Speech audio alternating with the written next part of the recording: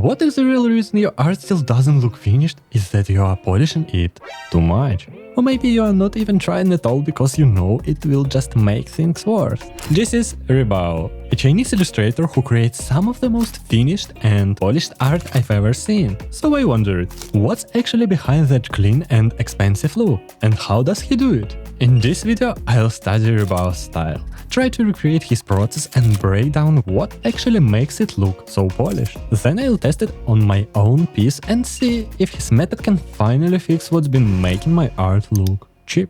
You see, I use the same process every time, and somehow every piece still ends up looking like a different artist drew it. But Ribao's art feels like he cloned himself and hit copy-paste on quality, and I couldn't help but ask, can I do the same? So I did what any desperate artist would do. I searched his tutorials, process breakdown, brushes, anything that could explain how he works. And guess what I found?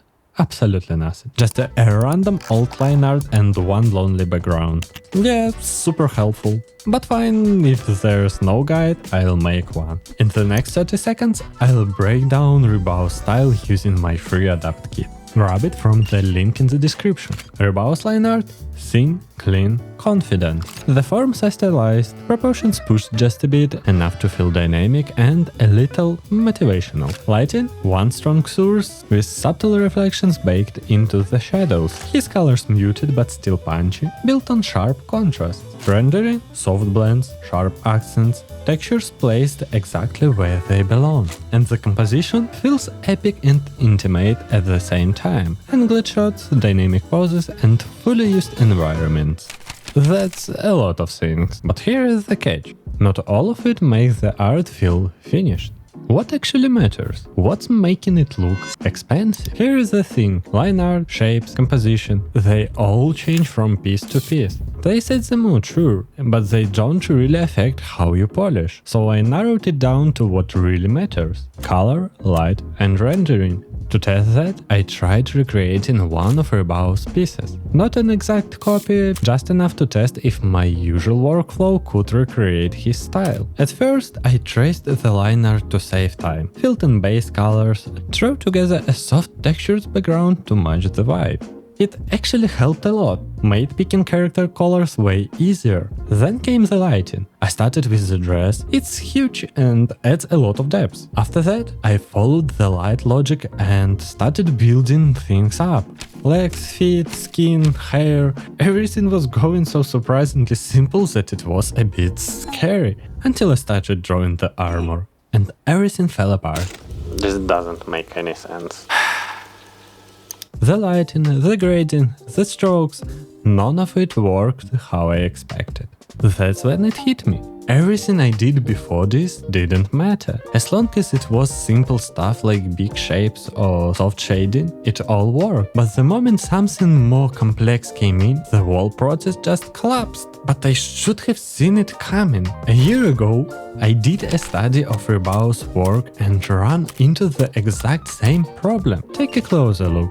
The structure of the hair is super complex and there's no obvious way to paint it. I figured if I just spend a couple hours carefully matching shapes and strokes, I'll get something close. And yeah, visually it kind of worked, right? You see, copying teaches you how to match, not how to build. You're just trying to recreate a finished solution. It looks close until you have to draw something your own, and suddenly you have got nothing. That's when I stopped chasing the result and started looking for the pipeline. Something logical, repeatable and fast. So I went back to the same piece and focused only on the hair. And of course, I ended up on Bilibili. There's a tons of Chinese tutorials about painting hair, and I thought maybe one of them had the answer. So here is the method I found. Step 1. Slap down the shadows with a multiply layer. Throw in a few colors in the shadows, add some strands, a few highlights, sprinkle in details, and boom, done! At least in theory. In practice, it was a total pain.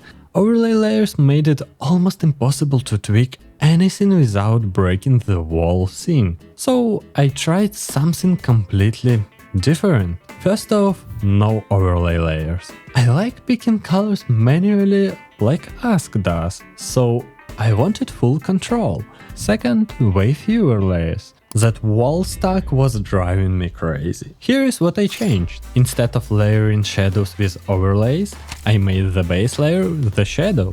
Then, on top of that, I added a normal layer for the light. On the shadow layer, I built up soft gradients and volume. On the light layer, I changed the shape and added extra strands.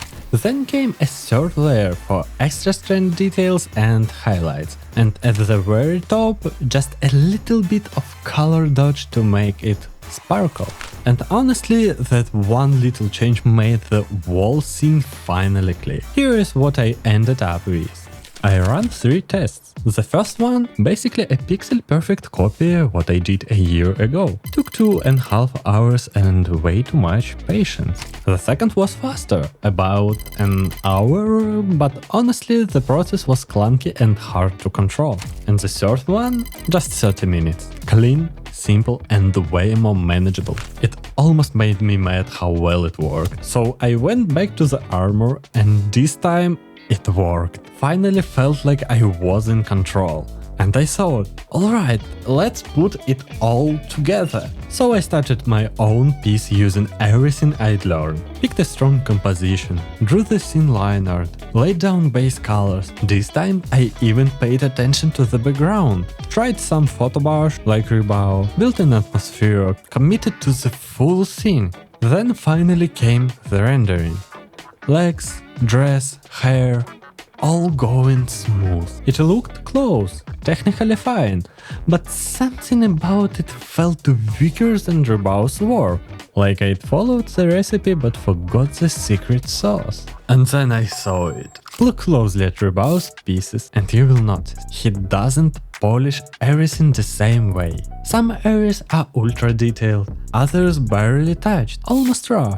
And it's not an accident. Ribao uses a 3-level rendering system. The third one has loose strokes and minimal cleanup. The second has better edge control and smoother gradients. Still simple, but more refined. And the first, which we already recreated with the hair. Full polish. Soft blends, crisp accents, layered textures. The kind of finish that makes everything feel premium. But there is one more thing I almost missed. Sometimes Ribao adds extra details at the very end. No line art, just painted shapes, dropped in with a bit of shadow, a hint of light, and they blend in like they were always there. But wait, why does Ribao uses all these levels even on the main character? How does he decide what really matters and what can be left unfinished? I was chasing the wrong scene all along. Colors, rendering, details, but the answer was right there. The one thing I'd been ignoring from the start. Composition. It tells you exactly what to polish and what to leave untouched. Level 1 is the focal point. Level 2 supports the subjects, parts of the body, clothing, secondary elements. Level 3 is the background or anything less important. Each level supports the composition, guiding the viewer's eye and holding the image together. It doesn't matter what style you are drawing in or how many hours you spend on polish. It's about how far you take each part, because that's what makes the art feel complete and expansive. But then I hit another wall. Even with good composition, one part of my drawing still looked off. The closest. Because even if you know where to polish, faults can still ruin everything. How to make your fabric actually work? I'll show you in the next video.